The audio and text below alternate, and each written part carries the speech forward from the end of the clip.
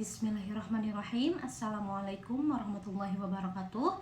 Perkenalkan, nama saya Silmi Rusdani Solihah dari KPU 7D, dan di sini saya akan memenuhi tugas UTS saya, yaitu meresensi film ya. Di sini saya memilih judul film yang berjudulkan Cinta Laki-Laki Biasa, yang dikisahkan dalam buku karya Asma Nadia mengenai cinta tulus sepasang kekasih, yaitu yang bernama Rafli dan Nadia. Cinta mereka mendapat penolakan dari kedua orang tua Nania karena Rafli dianggap kurang cocok untuk menikahi Nania. Jadi di dalam film itu dikisahkan seperti itu ya. Kemudian kisah ini bermula ketika Nania magang di sebuah proyek perumahan sederhana untuk masyarakat yang kurang mampu. Nania berasal dari keluarga yang berada dan berpendidikan, dan ia merupakan anak keempat daripada 4 bersaudara. Seluruh saudaranya sudah menikah, kemudian perempuan pula, sedangkan Nania ketika itu masih menjadi mahasiswi arsitektur yang sedang menyelesaikan tugas magangnya di tempat magang tersebut. Nania bertemu dengan Rafli yang menjadi mentornya.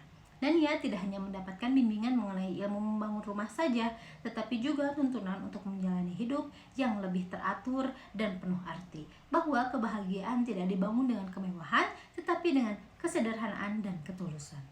Setelah 2 tahun berpisah, Rafli menemui Nania dan mengajaknya untuk ta'aruf. Nah, dikisahkan seperti itu ya di filmnya. Kemudian Nania pun menerima ajakan tersebut dan memutuskan untuk menikah dengan Rafli. Namun keluarga Nania menolak Rafli. Nania terus dibujuk untuk menikah dengan Tio, yaitu beliau seorang dokter muda, kemudian berasal dari keluarga kaya raya pula. Ayah Nania menolak putri bungsunya menikah dengan laki-laki tersebut yang memang status sosialnya itu tidak sama dengan mereka. Nania tidak peduli, ia melihat sisi lain daripada Rafli. Di mata Nania, Rafli merupakan seorang yang memiliki sikap yang sangat luar biasa, lebih dari apa yang ia harapkan. Suatu ketika, Nania mengalami musibah yang membuatnya lumpuh. Namun Rafli tidak meninggalkan Nania. Ia senantiasa berada di sisi Nania. Hal tersebutlah yang menjadikan keluarga Nania yakin kepada Rafli untuk menjadi pendamping hidup Nania.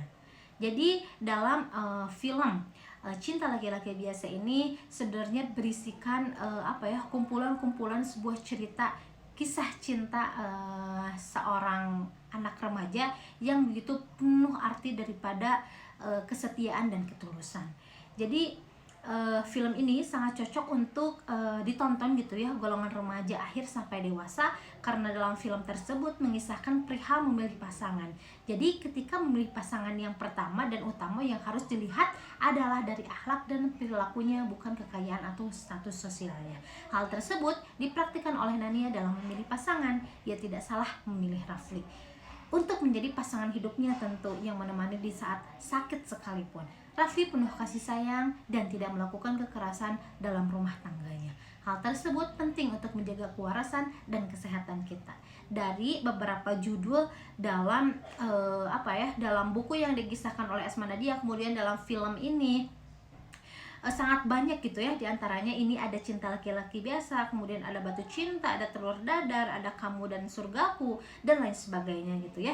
Cerita Cinta Laki-Laki Biasa ini telah diangkat ke layar lebar pula. Tokoh Nania diperankan oleh Velove Vexia, kemudian Rafli oleh Deva Mahendra, kemudian Tio dan Nino oleh kemudian Tio oleh Nino Fernandez, dan deretan aktor atau aktris papan atas lainnya di Indonesia. Kemudian